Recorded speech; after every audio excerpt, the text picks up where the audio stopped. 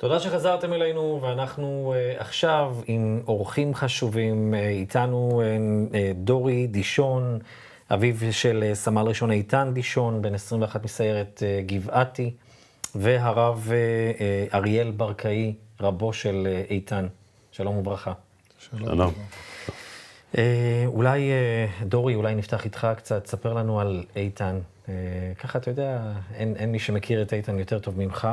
על הדמות, השם יקום דמו, הדמות, בילדות, לאחר מכן בנערות. כן, אז איתן הוא בכור, היא 5 בנים, אנחנו משפחה עם 5 בנים. הוא נולד באלי, אז גרנו באלי, שהוא היה בן 4, 5, לא זוכר, עברנו לירושלים. הוא למד בתלמוד תורה ממלכתי דתי בארנוף. יש שם תלמוד תורה, בצד אחד, בצד שני זה שייך לממלכתי הדתי, ויש שם יותר שעות תורניות. שם הוא למד עד כיתה ו', אחר כך בזין ח' הוא למד בישיבה לצעירים, בקריית משה. אחר כך הוא למד בנווה שמואל, בישיבה תיכונית באפרת. הישיבה שלו התפרסמה, יש שם מאותה כיתה 3 נופלים. וואו. כן, כל אחד נפלו כמה ימים, במרחק של כמה ימים, יחידות שונות. וואו.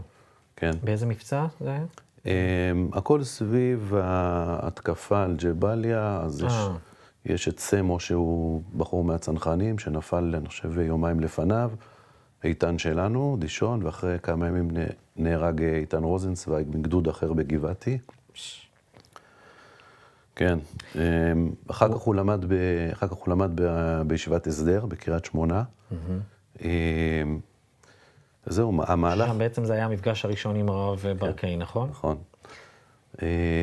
שם הוא למד בקריית שמונה, מאוד מאוד אהב את הישיבה, היה מאוד מחובר אליה.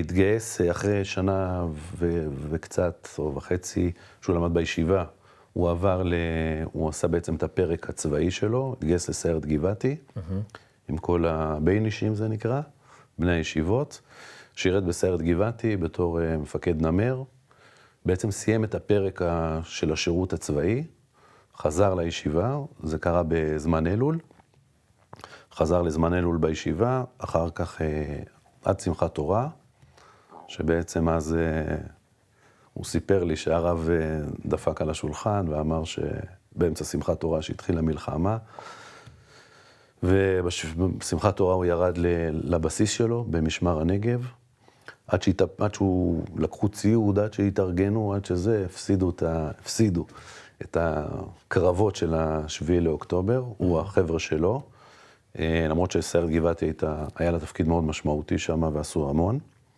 תכף ניגע בשלב שבו באמת, כבר השלב שבו הוא היה בתוך הקרב, אבל הייתי רוצה לשאול את הרב ברקאי, דווקא על ההיכרות הראשונית, בדמות שהרב הכיר, איזה סוג של בחור היה איתן? איתן, קודם כל, בישיבה, אהב תורה. אהב ממש אהבת אמת לתורה, לא סתם למד תורה. אהב ללמוד תורה בשמחה. ואני חושב שאולי הדבר הכי מאפיין שהוא למד תורה וגם חי תורה בגבורה. הוא לא חי ממקום של פחד וחששות, פשוט ממש בגבורה, בלימוד שלו, בהתייחסות שלו לדברים, באיך שהוא ניגש לכל דבר שהוא עשה. הוא היה גם מאוד מאוד כישרוני, מעבר לאהבת תורה שלו, הוא היה מאוד מאוד כישרוני, אחד מהעילויים של הישיבה. וואו. סדרי ערב, הוא היה, לא בצורה רשמית, אבל המיישיב, מה שנקרא, של הישיבה. וואו. באו אליו לשאול את כל השאלות, היה ממש העמוד שכולם ניגשים אליו ושואלים אותו, ומתייעצים איתו בענייני, ברש"י ובתוספות. אבל יחד עם זה הוא היה איש חי רב פעלים, כמו שנאמר על בני בן יהודה. התורה שלו לא הייתה תורה של הצטמצמות, אלא באמת חי בגדלות. זה ניכר בכל התחומים. כשהוא חזר באלול לישיבה, הוא התמנה. בהתחלה הוא לא רצה. רצינו שהוא יהיה הגבאי של הישיבה, והוא לא רצה. הוא אמר, אני חזרתי ללמוד תורה. לא רוצה להתעסק בדברים אחרים. הסברנו לו שאנחנו צריכים אותו, הוא יכול להוביל את זה, והוא לקח את זה לעצמו, הוא ככה הוביל, עוד בשמחת תורה, הוא ככה הוביל את, יש תמיד מכירת דפי גמרא שעושים בליל שמחת תורה, והוא ככה הוביל את כל המכירה, הוא בעצמו לקח על עצמו ללמוד מסכת כתובות. וואו. סיים אותה השנה. אחרי שהוא נהרג, אז כל החבר'ה סיימו אותם. לקחו את הדפים שלו. זאת היה דמות מובילה מאוד. דורי, בוא נגיע רגע לשלב שבו בעצם הוא מתגייס. זה היה כבר באותו יום של שמחת תורה, הוא התגייס כן, למילואים. ברגע שהרב הודיע לכולם שקורה משהו בדרום, מיד הם כמה חבר'ה, לקחו את הרכב ומיד נסעו למשמר הנגב, שם זה הבסיס של סיירת גבעתי, והתחילו, הוא אמר לי כשהם הגיעו, אז בדיוק ראו את החבר'ה הלוחמים שנמצאים שם, כבר שיוצאים אני חושב שהם נלחמו באחד הקיבוצים, אני לא זוכר איפה, והם הגיעו עם חולצות שבת, וחג, שבת, בלי מדים, בלי נשק, בלי כלום. עד שהתארגנו, כמו שאמרתי, כבר הסערה הזאת כבר התחילה להירגע, ובעצם נכנסו לסדרה של אימונים לקראת הכניסה לעזה. היה להם סדר גודל של 20 יום, משהו כזה, עד שהצבא קיבל את ההחלטות, להתארגן, להתאמן, לאשר את הפקודות וכו'. בעצם בערב שבת, אני חושב 27 לאוקטובר או משהו, אם אני זוכר נכון, עד אז כל הזמן דיברנו, אגב, היה לנו שם שיחות מאוד משמעותיות. כן? כן. מה אפיין את השיחות הללו? אז זהו, זה בדרך כלל שאתה יודע, אתה מדבר עם הבן, אז הדיבורים הם קצרים, מה נשמע, מה קורה, מספר לך קצר ונגמר. אבל פה כל יום, לא ידענו שזה 20 יום. כל יום הייתה תחושה שמחר בבוקר לוקחים את הפולים והם נכנסים. אז היה לנו כזה, אתה יודע, השיחה לפני הכניסה. אז דיברנו יותר בעריכות. מה הרגשת? בלילה אחר כך, עוד פעם. בלילה השלישי, הוא כבר אומר לי, די אבא, כבר נגמר לי, אין לי מה. מה היה בשיחות? היה יותר עומק, אתה יודע, זה בכל זאת שיחות טלפון שאתה אומר, וואו, עכשיו הוא יסגור את הטלפון, גם מצידו, הוא יסגור את הטלפון, ובטח אבא ידאג לי, אז הוא מספר יותר על היום-יום, על האימון, על התחושות שלו על התחושות שלו מהחרפה שהייתה ביום הזה, והחרפת ישראל, ובאמת, אני לא זוכר בדיוק את המילים, אבל אני זוכר את האווירה הכללית שלו בשיחות, של נחישות מאוד גדולה, ושל באמת נפלה בידו הזכות, ההזדמנות, להיות בעצם זה שכולם מסתכלים, אמרתי לו, איתן, אתה מבין, כולם מסתכלים עליך, הוא שלח לי תמונה, אולי אפשר להראות את התמונה כזה שרואים אותו עם הנמר, ואמרתי לעצמי, וסיפרתי גם לחברים שאני הייתי גם במילואים, במקום אחר ביהודה ושומרון, הראיתי תמיד את התמונה הזאת, אמרתי, תראו, עם ישראל מחכה לתמונה הזאת, לא זאת, יש תמונה אחרת שרואים אותו על נמר זאת. זה משהו שהלך לי מהאימונים שלהם. אמרתי, וואי, איך עם ישראל מחכה לתמונה הזאת, לראות חייל צה"ל על נמר, הולך להיכנס לעזה, ובאמת להסיר את החרפה הזאת שהייתה באותו יום. הצלחת לזהות אצלו בשיחה אילו שהן חששות, שאם חלילה אולי משהו יכול לקרות, או שזה לא העסיק אותו? לא. לא העסיק. לא, הפוך. יכול להיות שזו שיחה של בן שמרגיע את אבא. אבל אמרתי לו, איתן, תשמור על עצמך, אבא, תקשיב, אנחנו חזקים, יש לנו נמר, מוגן, אנחנו קוראים אותם, הם כלום. הוא היה מאוד מאוד מאוד בתחושה של הקרין המון ביטחון. יש לי גם סרטון, אולי... תכף אנחנו נראה אותו, כן. כן, אז גם שם אתה תתרשם מהעוצמה ומהכוח שהוא יקרין. אז אתה יודע מה, בוא נראה את הסרטון ונמשיך לדבר על זה. הנה הסרטון המדובר. רק אפשר שנייה? כן. אתן איזה. הסרטון הזה הוא בעצם, תוך כדי, משהו כמו 3-4 ימים אחרי המלחמה, היה מתוכנן לתאומים שלנו, הדביר ונווה, הקטנים היה בר מצווה. והיה שבת ואולם. אז את השבת, החבר'ה, הילדים בשכונה, בעצם אף אחד לא נמצא, כולם במילואים.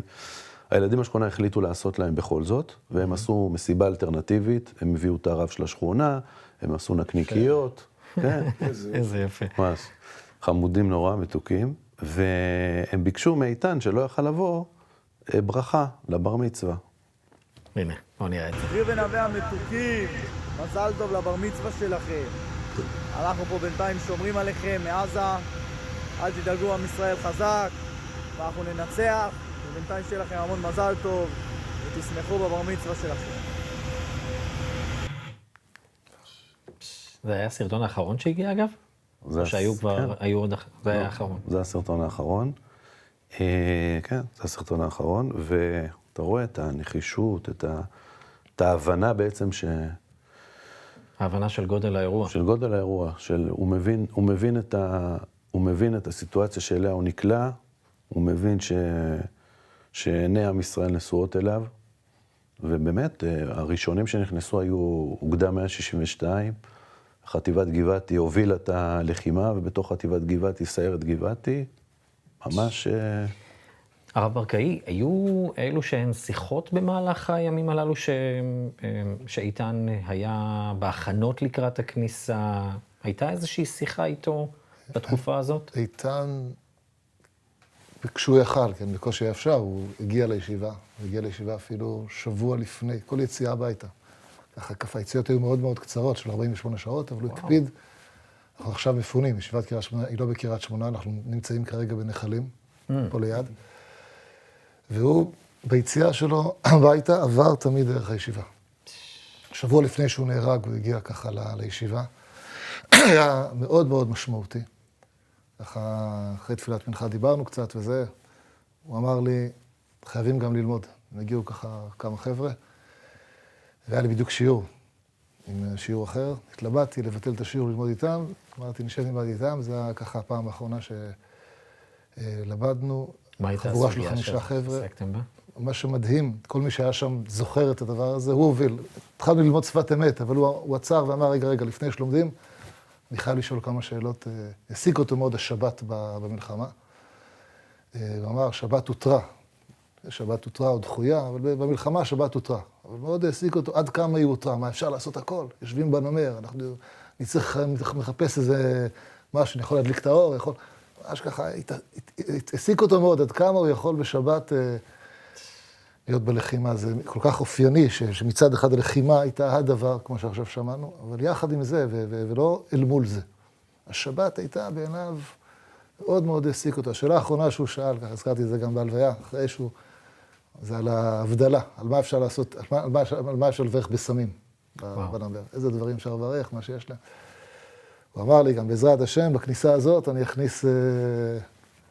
נכניס בסמים כמו שצריך, שנוכל לברך, לעשות הבדלה. אני לא יודע אם הוא עשה את זה, אין לי מושג, אבל זה היה ככה... מדהים. באמת... איך נפרדתם אגב? הוא אמר שהוא יחזור זה הדבר האחרון שאני זוכר שהוא אמר, הלימוד הזה, השאלה לו בסמים, בטח היה שם חיבוק, תאר לעצמי. אבל אני לא... אין מסיימים, אין מפרדים מתוך דבר הלכה, זה מדהים. אבל זה, כן. דורי, בוא נחזור לאותם רגעים לפני שאתם מקבלים את ההודעה. מה קרה? אתם יודעים מה קרה בעצם נפילתו? מה היה שם? אז כמו שאמרתי, הם בעצם נכנסו באותו ערב שבת, נלחמו במשך... כמה ימים אחרי הכניסה של כולם לעזה? זה היה... אז הכניסה לעזה הייתה ב-27 לאוקטובר, אם אני... כן. אולי אני טועה באיזה יום, ואיתה נפל בזין כסלו, שזה 20 לנובמבר. כעבור כמעט חודש. הם נלחמו שם בכל המחנות פליטים, בשאטי, בכל המקומות שם בעזה. ואני דיברתי איתו פעמיים בתוך זה, פעמיים שהתקלקל הנמר. אז הוא בעצם יצא לתקן את הנמר, ואז הוא הרים לי טלפון, מטלפון לא מזוהה, הוא לקח מאחד הנגדים, והתקשר אליי, אבא, אני בסדר, יצאתי רגע לתקן את הנמר, אני כבר חוזר. אמרתי לו, וואו, אל תדאג, תשמע, אנחנו חזקים מאוד, אנחנו עושים פה דברים מופלאים, אנחנו מנצחים, כל הזמן הקרין לי עוצמה. היה אפילו בפעם השנייה שהוא התקשר אליי, הוא אמר לי, תשמע, הנמר כבר התקלקל במשהו יותר רציני, ואמרו לי ללכת לבסיס, לשים את הראש ולחזור בבוקר. אז זה אמר לי, אני הולך לישון, אני הולך להתקלח, אני הולך לישון לא בישיבה, אלא בשכיבה. וזה אמרתי לו, יופי, מצוין. בבוקר אמרתי לו, תשמע, אני ואמא רוצים לבוא, לתת לך חיבוק לפני שאתה נכנס. אז הוא אומר לי, לא, אבא, תקשיב, היה לי לא טוב פה, אני רוצה אמרתי לו, מה קרה? מה, לא ישנת? הוא אומר לי, לא, תקשיב, החבר'ה פה, הם מחוברים לתקשורת, הם יודעים מה קורה, הם יודעים מי פצוע, לא טוב לי פה, אני רוצה כמה שיותר מהר לחזור ללחימה, בעזרת השם ניפגש. אז הוא חזר, הוא באמת עמד בדיבורו, הוא יצא ל-48 שעות, שזה מה שעכשיו הרב ברקאי סיפר, הוא בא ל-48 שעות, היה ישן בבית, נפגש עם סבא וסבתא משני הצדדים, הלך לבקר איזה חבר פצוע, וכמובן הולך לישיבה, וזה הסיפור שהרב ברקאי סיפר. וזהו, ביום חמישי הוא חזר, אמא הסיעה אותו לבסיס, נפרדה ממנו, היה איזה רגע אישי כזה, היא נפרדה ממנו, וגם היא אמרה לי, וואי, היא התקשרה אליי מהדרך ואמרה לי, בא לי להישאר פה. אמרתי לה, למה? היא אומרת לי, תקשיב, יש פה אווירה בבסיס הזה, זה נכנס לעזה, זה יוצא מעזה, יש פה איזו אווירה כזאת מאוד... איזה כיף להם, אנחנו בעורף שם, אתה יודע... לא מרגישים את כל הגבורה הזאת, אבל שם יש. זהו, הוא חזר ובאמת הם נכנסו, היה קרב על ג'באליה, וביום ראשון, בלילה, ב3:30 בבוקר, הוא היה מפקד נמר, אז המפקד צריך להיות עם הראש בחוץ, וזה קרב, בלילה, צריך להתמצות, הבנתי שגם היה מזג אוויר קשה, וכולם בעצם נמצאים עם הראש בחוץ כדי לאפשר את הלחימה, וצלף פגע לו בראש. זה היה ממש, זה היה במהלך הלילה, בזמן הלחימה שלהם. בלילה, ב3:30 בבוקר. מתי אתם מקבלים את הידיעה הזאת? אז אני יודע שלמפרע, אני יודע שהטיסו אותו פה לא רחוק לבלינסון, ושם קבעו את המוות. המודיעים הגיעו לשירה, לאשתי ב-6 בבוקר, 6:30 בבוקר. אתה לא היית בבית? אני הייתי במילואים. מילואים. כן. מה אמרו לך? להגיע הביתה? כי רוצים לבשר או שהגיעו עד אליך? לא, אז מי שהתקשר אליי היה אשתי, כן, היא הודיעה לי, ודקה אחרי זה הגיע מפקד החטיבה גם כן להודיע, אמרתי לו שאני כבר יודע, כן. שמעתי שמצאו עליו גמרא? כן, לא עליו, בנמר. בנמר איתו? כן, אפשר לראות את זה, הנה. אז איתן הקפיד ללמוד דף יומי, נכון, שגם מוכתמת בדם, נכון שם? נכון. כשחוזרים, מקבלים כאלה, מי ששומע אותי, המשפחות השכולות מכירים את זה, אתה מקבל ארגז כחול כזה מהצבא, עם כל הדברים שהיו איתו. אז התחלתי להוציא, אז היו שם כל מיני ספרים שהיו איתו בנמר, היה שם את הגמרא, שהוא למד דף יומי, במלחמה, והיה גם זה אתה יכול להראות, והיה היו שם כמה ספרים של מוסר, וכמה ספרים של שו"תים של הישיבה בקריית שמונה, וגם ספר חול שהוא לקח מהספרייה במשמר הנגב, זה הפלישה לנורמנדי, משהו, גם את זה הוא לקח. זה איתן, משחק על כל המגרש. יש תמונה, אם אתה יכול להראות אותה. בוא נראה אותה. רואים את החבר'ה ממש בתוך עזה, בתוך הנמר, בתוך הלחימה. שזאת נראה לי התמונה הקודמת שראינו, אם אני לא טועה, נכון? כי הם יושבים שם כולם, תכף אנחנו נוכל לראות את התמונה הזאת. אז בהמשך זה. אבל דווקא, סליחה רגע, דווקא הרב ברקאי, הנה, אנחנו רואים זאת התמונה, נכון? הנה, אתה רואה את החבר'ה בנמר, איתן שם מאחורה. כן, בסוף. כן, ולומדים גמרא בתוך עזה. נראה לי חידושים, לא? אני לא יודע. אני לא זוכר שאני הייתי בצבא. אולי רק בצבאו של דוד המלך היה דבר כזה, אני לא מכירים דברים. זה התקדמות של הדור, אני אומר לך, אני הייתי בצבא, השתדלנו מאוד להקפיד על כמה שיותר, אבל לא זכור לי שלמדנו דף יומי, בטח לא, אולי היה בית מדרש וזה, אבל בית כנסת, אבל בתוך עזה, לפתוח דף גמרא ולהקפיד על דף יומי, זה נשמע לי משהו, חידוש מחודש. אתה יודע מה, זה דווקא, אני הייתי רוצה לשאול את הרב ברקאי, הרב, מאיפה, איך מצליחים להחדיר לבחור מדהים שכזה, אהבת תורה כזאת, כוח התמדה שכזה, רצון ללמוד, גם בזמן של מלחמה שיש את כל הסיבות ואת כל התירוצים למה אני פטור, אבל הוא מחליט, אין פטור, עד יום המוות. קודם כל, אני חושב שזה לא מתחיל מהישיבה, כן. עדיין מתחיל מהבית, זה לא... איתן הגיע לישיבה כבר כולו אוהב תורה, כולו אוהב תורה בכל המובנים, והישיבה העצימה את המקום הזה, אבל ודאי לא, זה לא התחיל מהישיבה. אתה צריך לשאול לדורי, איך מחנכים כאלה ילדים. האמת שלפי מה שהוא פתח, במקומות שהוא למד, זה מראה כמה להורים היה חשוב שהוא ילמד במוסדות שהם באמת מבוססים על ערכים, כן. מוסדות תורניים. כן, ערכים, מידות, מוסר, יראת שמיים, זה... אבל אני אוסיף עוד נקודה שאני חושב שגם, אני חושב שדורי יסכים לה גם בהקשר של הבית וגם החינוך של הישיבה, שהמון פעמים התורה, לימוד התורה, קיום התורה מצטייר כמשהו שהוא מנוגד לחיים, ליומיום, לשגרה, עם מילה גם אולי לצבא. אני חושב שהחינוך שאיתן אולי יישם בצורה, אני חושב שאמרתי לדוריות פה בחוץ, שבלי קשר למה שקורה פה עכשיו, אני באמת מרגיש שאיתן, אם הייתי רוצה להביא דמות, ואני אומר את זה, הייתי אומר את זה גם לפני מיתתו, שהיא מבטאת את היכולת לחיות את התורה בצורה מלאה, בגבורה גדולה, לא בבריחה מהמציאות, אלא לחיות תורה, זה איתן. ואני חושב שהדבר הזה הוא... לנו זה חידוש אולי שהוא לומד. מבחינתו זה הדבר הפשוט, איך אפשר שלא? איך אפשר שלא לחיות את החיים מתוך תורה? זה לא, גם בנמר למדתי תורה. כל מה שאנחנו עושים, כל מה שאנחנו חיים, הכל הוא שייך לתורה, הכל הוא חלק מתורה, אנחנו לא במאבק מול המציאות, ואם הצבא זה מה שעכשיו המציאות דורשת, אז את זה עושים מתוך תורה, מתוך שייכות לתורה, ואם דברים אחרים זה מה שעושים, אז אחר כך עובדים או עושים דברים אחרים, אז הכל הוא שייך לתורה. ואיתן חי ככה, באמת, בצורת לימוד שלו בהכל, זה היה... כן. לא, אני אגיד לך, אנחנו התברכנו, זו סגולה מיוחדת מגיל קטן. איתן היה מאוד מחובר למה שנקרא, לתורה. כשהיה בכיתה ב' כבר, היה מבצע של התלמוד תורה, מבצע משניות. הם עושים כל הזמן מבצע משניות, הם מלמדים כל שנה שתי מסכתות, ואז, כמובן, זה עם פרסים וזה.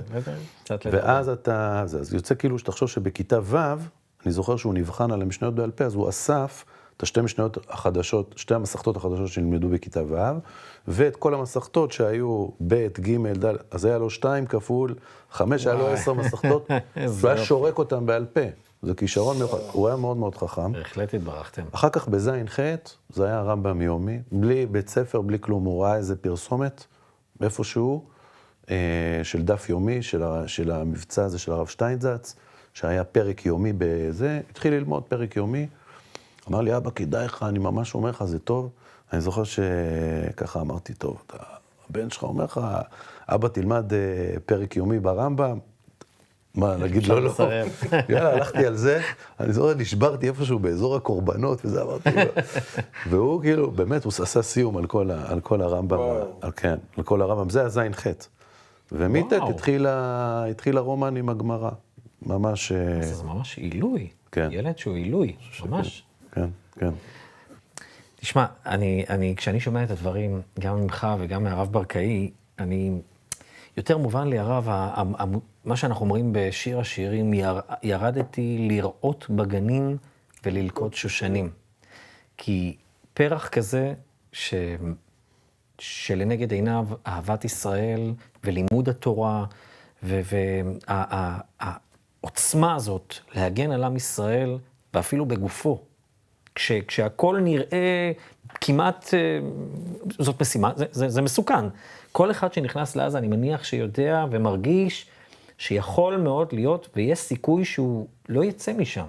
ולמרות הכל, הוא נכנס בתעצומות כאלה כדי להגן על עם ישראל. אמרת, זכינו, ואני אומר, בהחלט זכיתם והתברכתם, כי הוא דמות ואישיות מדהימה. מה, אתם יודעים ככה, אנחנו מתקרבים לסיום, אבל מאוד מאוד מעניין אותי לשמוע ממך דורי וגם מהרב ברקאי, מה לדעתכם אנחנו כעם, שבאמת הוא מסר את נפשו למעננו, מה אנחנו יכולים לעשות כדי להמשיך את דרכו, שזאת בעצם אולי גם הצוואה שלו? מה אנחנו צריכים לעשות? תראה, אני אספר סיפור אולי דרך זה, אשתי אוהבת לספר את הסיפור הזה. איתן היה לו, הוא היה עם מדים, והיה לו קומטה סגולה, סיירת גבעתי, והיא רצתה היה לו איזה, רצתה לקחת אותו ורצתה להשוויץ בו, בעבודה, מול החברות. היא הלכה עשתה סיור מול כל החברות בעבודה, ואמרה לה, אתה רואים את החייל הזה? זה הבן. זה הבן שלי, הייתה מאוד גאה בו. ואז כשנגמר הסיבוב הזה, אז איתן אומר לה, אמא, והוא זרם איתה, הבין שזה עושה גאווה לאמא. אמר לה, אמא, תגידי, שנה הבאה שאני אוריד את המדים ואני אחזור להיות בייניש. את גם תסתובבי ככה מול כל החברות שלך ותגידי, זה הבן שלי? איזה חמור. היה לו גאוות יחידה, באמת, היה לו גאוות יחידה, וזה היה חשוב לו להחצין את זה גם, שהוא לומד תורה, וזה. מאידך, מהצד השני, ישבו בשבעה הבנות מבני עקיבא, שהוא היה בבני עקיבא, והם נראות קצת שונה ממנו, הוא היה דוס עם ציציות בחוץ וכיפה גדולה, והם נראות אחרת. והם חברות שלו לגמרי, זאת אומרת, הם היו ביחד בבני עקיבא, והן אומרות לי, תשמע, אף פעם לא הרגשנו שהוא נתן לנו איזו הרגשה שאנחנו אולי לא בסדר, או איזשהו משהו של לחץ. הרגשנו שיש לו את דרכו, ואת האמת שלו, ואת הדברים שהוא אומר, והוא לא מפריע, כן, הוא לא כופה אותה, הוא משפיע בדרכו. אני חושב האיזון הזה בין רצינות, ולקחת את הדברים מאוד ברצינות, ולבין הכלילות, הוא היה גם בחור, אנחנו מדברים עליו ככה, אבל הוא גם היה בחור מאוד חבר טוב, וכיף, ומחייך, וכיף להיות בחברתו. איפשהו האיזון הזה, לקחת כוס מים, להירגע, לנשום, לנתח את הבעיות שיש במדינה המורכבות, יותר בנחת, יותר בסבל, יותר באחדות. אני חושב שזה. מדהים. הרב ברקאי? אחרי הדברים האלה קשה להוסיף משהו. אני אגיד נקודה כן. כהמשך. אני חושב שכמו שאמרתי מקודם, איתן ידע לחבר בין עולמות שונים. והמקום הזה של החיבור, חיבור של עולמות, גם חיבור בינינו, האחדות, וגם חיבור של עולמות, להבין שהשורש של הכל זה התורה. צריך ללמוד לחבר את כל הצדדים שיש בתוכנו. טוב, אני חושב שאחרי דברים כאלה אין מה להוסיף, רק פשוט ליישם, לקחת על עצמנו דברים שבאמת הדמות המדהימה הזאת, איתן, דישון, השם ייקום דמו, הותיר לנו. דורי, אני רוצה להודות לך. ובעזרת השם שקדוש ברוך הוא ייתן לכם כוחות, שנזכה לגאולה השלמה ואמיתית, שנזכה לראות אותו איתנו, בריא, שלם, עומד על הרגליים, ועם אהבה גדולה לעם ישראל כמו שהייתה לו. והרב ברקאי, תודה רבה. תודה שגם סייעתם לחנך ילד ודמות כזאת נפלאה לדרך של תורה ויראת שמיים וערכים ומידות ואהבת ישראל כל כך גדולה. תודה רבה לכם. אנחנו נצא לאתנחתה מוסיקלית ומיד ממשיכים.